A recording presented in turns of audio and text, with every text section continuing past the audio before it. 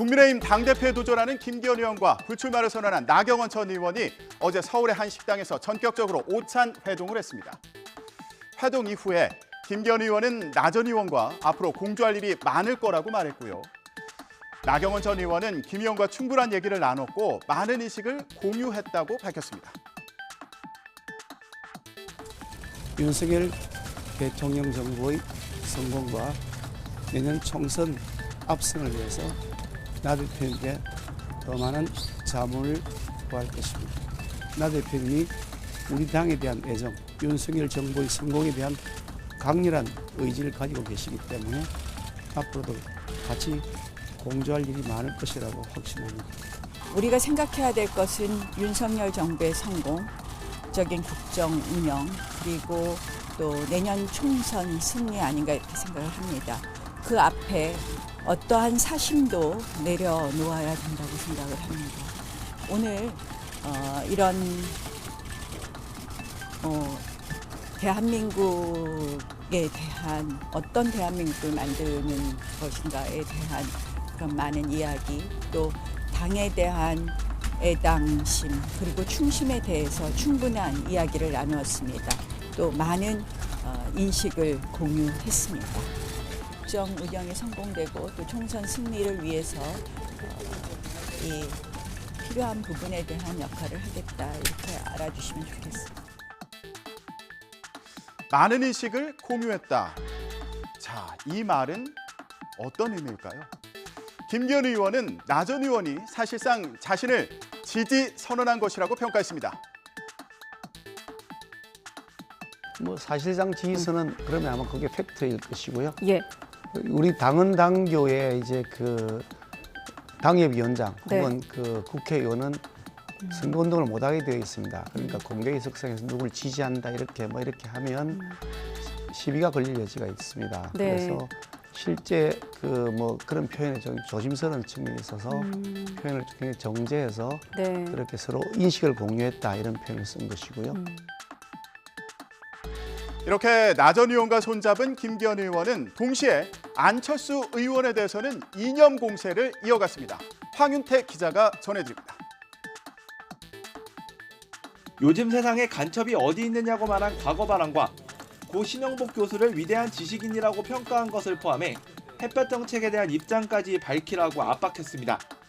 우리 당이 지향하고 있는 보수정당 정통 보수의 뿌리를 형성하고 있는 우리 당의 가치와 부합하는 대표가 될 수 있는 것인지 아닌지는 매우 중요한 정책 검증사항이라고 생각합니다. 대통령실의 공개 비판 이후 잠시 공개 일정을 중단했던 안철수 의원은 전당대회 정견 발표회를 시작으로 다시 본격적인 표 결집에 나섰습니다. 김기현 의원의 색깔론 공세엔 윤석열 대통령과 후보 단일화를 통해 정권 교체에 일조한 것으로 자신의 생각은 증명됐다고 반박했습니다. 윤석열 대통령님과 함께 서로 후보 단일화를 통해 가지고 이 정권 교체에 일조를 했지 않습니까? 저는 그걸로 해서 제 생각을 증명했다고 생각합니다. 일각에서 제기되는 중도 사퇴론도 일축했습니다. 이재명 후보가 아니라 본인의 대책을 있을까요? 1위 후보 사퇴하시는 거 보셨습니까? 친이준석계로 당대표 도전장을 내민 천하람 순천갑 당협위원장은 대통령을 작게 만드는 건 충신이 아니라 간신이라며 친윤계 의원들을 겨냥했는데요. 간신배 단어를 쓰지 말라는 지도부의 경고와 또 대통령의 당무 개입 논란도 비판했습니다. 그 선관위원장하고 비대위원장이 특정 단어라든지 이런 용어에 대해서 다시 한번 언급하긴 하셨는데요. 네, 저희 당원들께서 판단하시면 될 일입니다. 이것을 가지고 어떤 용어를 써라 마라, 어떤 내용을 얘기하면 된다 안 된다라고 하는 것은 저는 지도부의 권한 밖의 일이다라고 생각합니다. 우리 당원들이 보통 한 달에 한 1,000원 정도씩, 많으면 5,000원, 10,000원씩도 내십니다. 300만 원 나누기 1,000원을 한번 해보시겠습니까? 그러면 대통령께서 그 정도의 영향력만 행사하시겠다라는 것인지 전 오히려 되묻고 싶습니다. 국민의힘은 오늘부터 전당대회 본경선 진출자를 가리기 위한 여론조사를 실시합니다. 그런 만큼 당권 주자들의 경쟁도 치열해지고 있는데요. 여권발 정계 개편 논란도 이어지고 있습니다. 앞서 김기현 의원의 후원 회장을 맡았던 심평 변호사는 안철수 의원이 당대표가 되면 윤 대통령이 신당을 창당할 수도 있다고 언급했죠. 이 과정에서 역할을 할 것으로 지목된 김한길 국민통합위원장이 부인하고 나섰습니다. 신 변호사는 김 의원에게 팔을 끼쳤다며 후원 회장직에서 물러났습니다. 논란을 일으킨 신 변호사의 발언, 무슨 의도가 있는 걸까요? 권남기 기자 리포트 보고 오시죠. 윤석열 대통령의 탈당과 신당 창당으로 이어지는 정계 개편 역할론의 당사자로 거론된 김한길 국민통합위원장이 입장문을 냈습니다. 정계 개편과 관련해 어떤 만남도 가진 적이 없고 어떤 구상도 갖고 있지 않다고 일축했습니다. 또 대통령이 탈당하는 일도 없어야 한다고 강조했습니다. 윤 대통령의 멘토로 알려진 심평 변호사의 발언으로 파장이 커지자 직접 진화에 나선 겁니다. 하지만 신 변호사는 기존 입장을 굽히지 않았습니다. 세력은 대단히 힘이 강성해지는 거죠. 그에 반비례 해서 윤 대통령의 국정 운영 장악 능력은 현재 약화될 수밖에 없는 거죠. YTN과의 통화에서도 안 의원은 물론 이준석 전 대표 측이 하는 행태를 보면 전혀 같은 당을 하는 사람들이 아니라면서 용산 대통령실도 자신과 비슷한 생각을 가지고 있을 것이라고 설명했습니다. 다만 김기현 의원의 후원회장직은 폐를 끼치고 있다며 물러나겠다고 밝혔습니다. 여권에선 대통령 측근에서 시작된 정계 개편론을 안철수 의원 견제용으로 보는 분석이 우세합니다. 윤 대통령과 이미 파국을 맞은 마당인데 안 의원이 당대표가 되면 국정 동력을 살릴 수 없다는 판단에 신 변호사가 직접 나섰다는 겁니다.